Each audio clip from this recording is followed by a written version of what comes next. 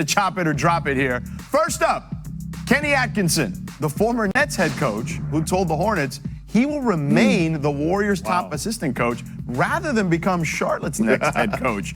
Atkinson and the Hornets had agreed in principle to a 4-year deal that he had never signed. So, Perk, you want to chop it or drop it?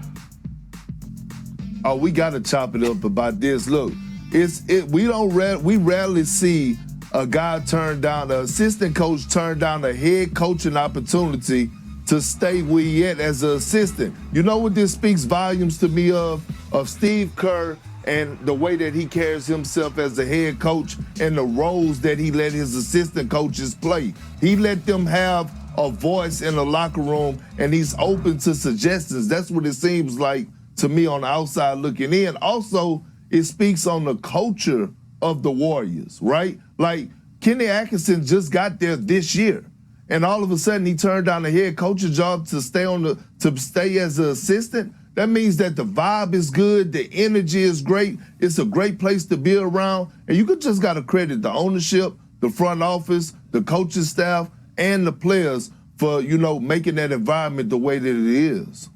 I agree with you, Perk. I mean, we don't really know the numbers, but I'm guessing it had to be somewhere near $20 million at least on the low end. 4 years, $5 million at least on the low end to stay in Golden State when you have a chance to go to Charlotte with a crop of young, up-and-coming, particularly in LaMelo, superstars.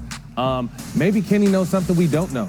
Maybe Steve has another 2 or 3 years in him, and Kenny would be the perfect man to slide in and replace him. Mike Brown paid his time and maybe possibly thought the same thing, but I think after, this team was able to turn it around and understand their window is maybe another 2 or 3 years, maybe that'll be the end of Steve Kerr's run, and maybe Kenny wants to slide into this situation for every reason you said, Perk, because I've played there. It starts at the top with owner and management, and there's not another organization in the entire league that runs their team and their organization like the Golden State Warriors do. I definitely want to chop up about this because this is an intriguing situation. You talked about 4 years, at least $20 million to run your own show, to be a head coach, to have LaMelo Ball on your squad, and you turn that down. I think a championship speaks volumes. The way in which they won this championship, right? Strength in numbers. Clay talked about the tweet that a Memphis Grizzlies player sent out, but I think the way they won this championship through adversity, having to lean on Steph, obviously, with the development of young players such as Jordan Poole and some of the other younger guys was probably something that he enjoyed being around, that process, and understanding that Steve Kerr has said it many times, he's very thankful for Steph Curry, right, and all he's done for him. And they asked him how many more rings he was going to win, and he said, how much longer is Steph Curry going to play? I think he coaches until Steph Curry's done, and then they have a passing of the torch. More questions.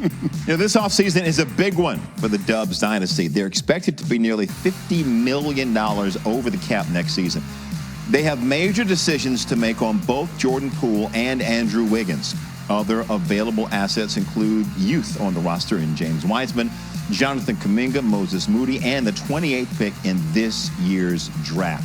Ryan? All right, Tim Legler, he's back with us. Okay, Legs, let's talk about the defending champions. What do you think should be the Warriors' biggest offseason priority? Well, listen, they have everything they need in-house, I think, to repeat and maybe even win more than one additional championship. I think the priority for them, though, has to be the development and the inclusion of the youth that you just mentioned. I think when you look at a guy like Jonathan Kuminga, I saw enough of him in the regular season to give me the belief he is going to be an all-star in this league at minimum.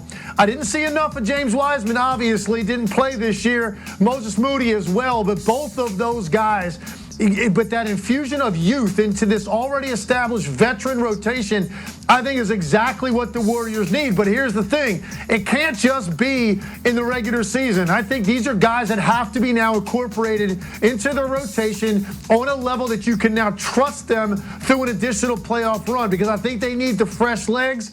They need the additional talent.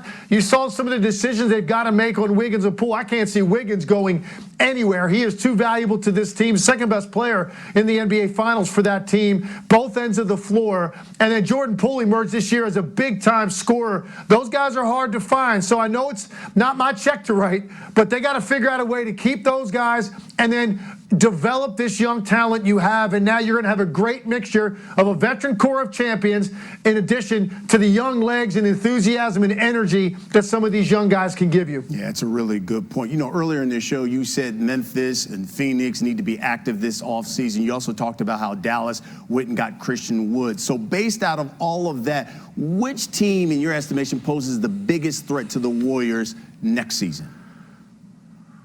I'm going to say the Milwaukee Bucks, and I know the West is going to be a juggernaut. We didn't even mention Denver and the Clippers getting their guys back. So the West is going to be no joke next year for sure. But I look at the Bucks, and I say, hey, listen, if Chris Middleton doesn't go down this year, very good chance the Milwaukee Bucks are playing in the NBA Finals and not the Boston Celtics. So when you look at the drive of a Giannis Antetokounmpo, this is a guy that's obsessed with not just being a great player, an MVP, or a champion. He wants to be one of the greatest to ever do it. He knows he needs to continue to add some jewelry to his resume. So I think he is going to be in the gym even harder than he's been in the past, continue to develop his game.